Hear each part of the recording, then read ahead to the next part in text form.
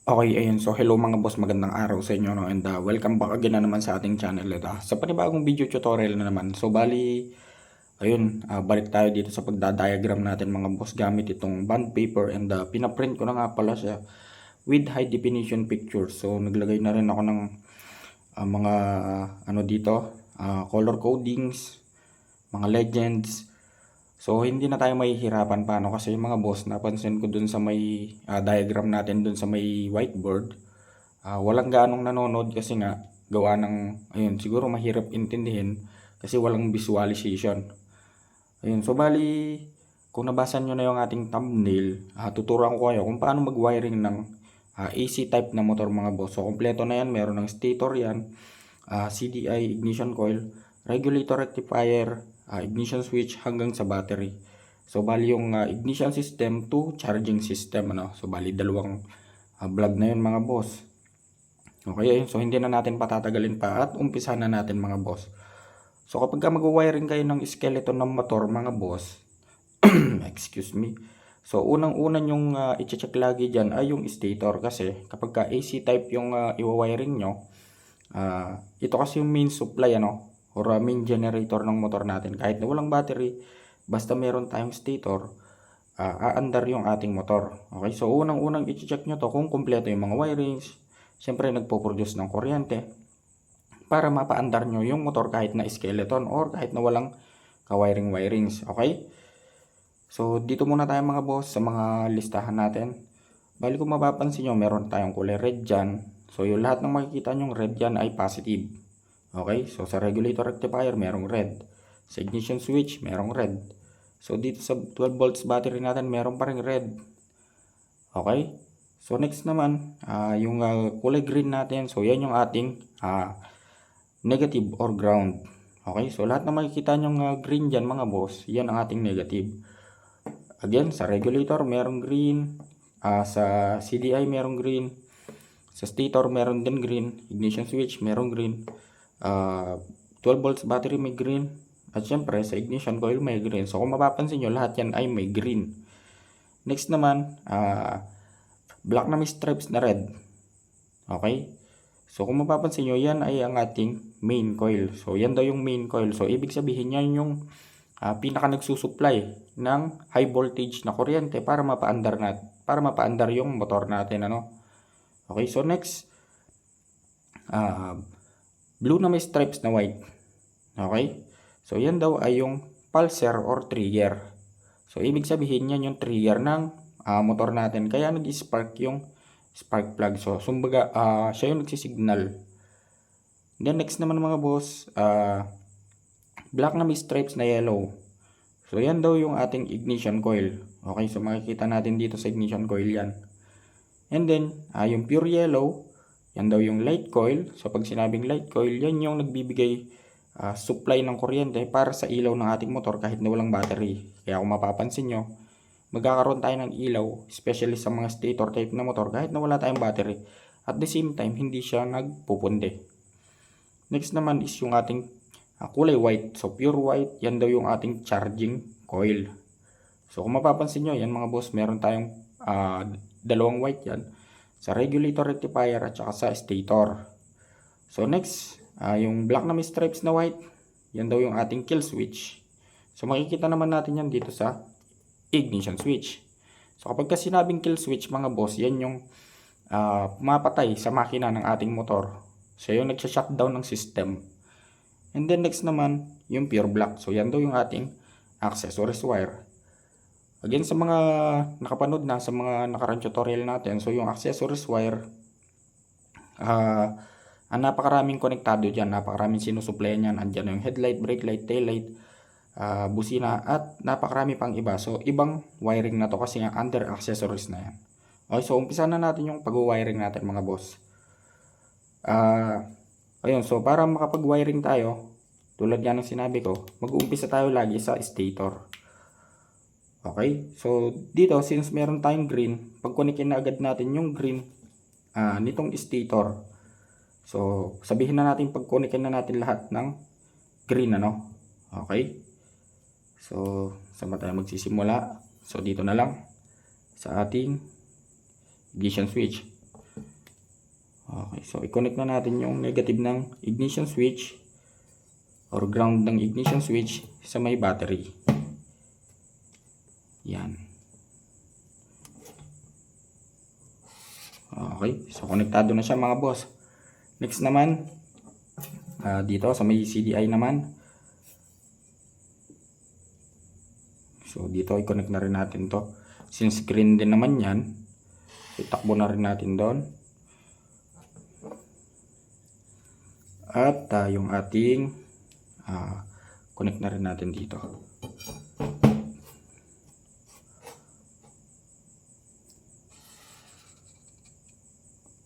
So sa kahit paanong paparan yan mga boss, basta maipag-connect nyo lahat ng green, okay lang yan. Kasi sa actual wiring, wala naman tayong sinusundan na pattern.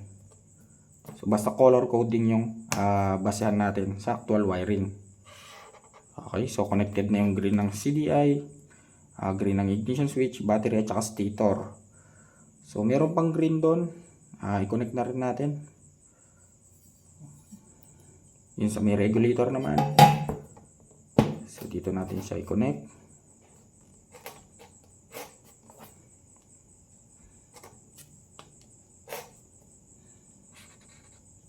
Yun. And then, oops. Sa may ating regulator. Okay.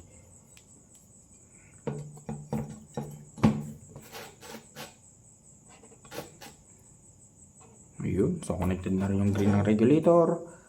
So, itakbo na rin natin sa may ignition switch. Sa ignition coil. Yun.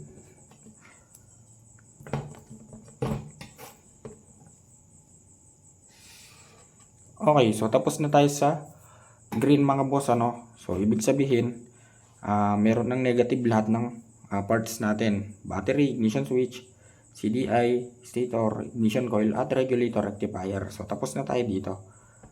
Check na natin to. Next naman yung red. So, yung red, ilan lang naman yan. Bali, siyempre, pag-connectin na rin natin yan. So, kung mapapansin nyo, may red wire sa battery mga boss. So, yan ay papunta sa ignition switch. Ayan.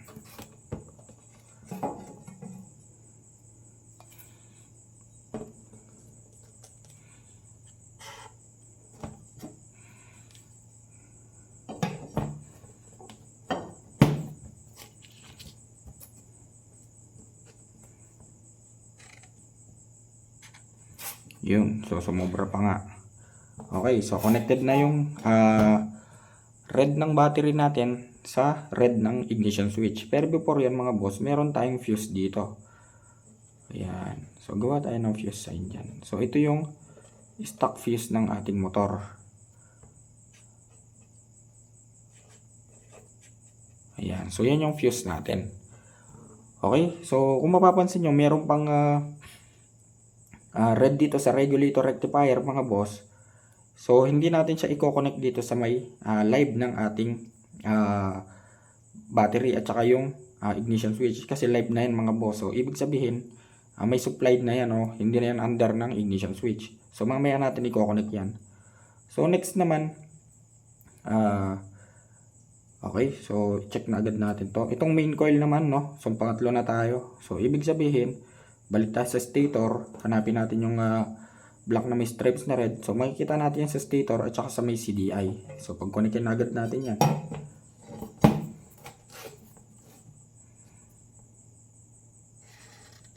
Okay. So ayun. At ayan, so konektado na yung wire ng stator natin at ng CDI. So check na natin yan mga boss. Main coil check. So next naman yung pulser or trigger. So nasa CDI pa rin yan at stator. Okay, so pag-connectin na rin natin yan mga boss. So saan ba natin ito padadaanan? Dito na lang sa gilid para hindi na siya lumayo. Okay. Yun. Jump natin ng konti. Okay. At i-connect natin siya sa may stator.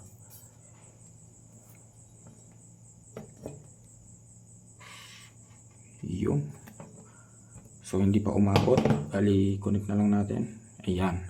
So connected na yung blue na may stripes na white natin mga boss. So okay na yon. Check na yon. So meron na tayong trigger, meron na tayong main coil. So yung firing na lang or yung output na lang. So next, ito daw ang ignition coil naman natin, yung black na may stripes na white. So makikita naman natin yan sa CDI at saka sa ignition coil. So pag-connect na natin yan mga boss. Ayan. So maganda sana para mas madali, no? So dapat siguro maliit lang yung ating ruler. Ayan. So jump natin. And then tap natin dito. Okay. So meron ng wiring yung ignition coil natin. Tapos na tayo dyan. So kung mapapansin nyo mga boss, wala na tayong gagawin dito kasi fully wired na to. Sa battery okay na rin. So dito sa stator, dalawa na lang yung natitira. Isang yellow at saka isang white. So kung hahanapin natin yung kapartner niyan, makikita natin yan dito sa regulator rectifier. So ano pa bang gagawin natin? I-connect na natin. So yan din naman yung kasunod ng nasa listahan. So connect na natin yan.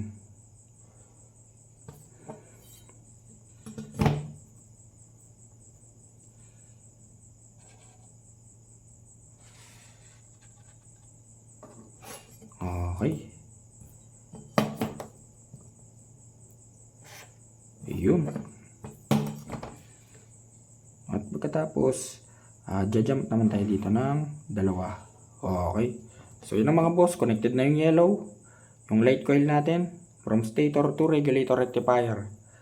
So next naman, yung white. So yung white, i-connect na rin natin yan. Jump natin dito. Jump.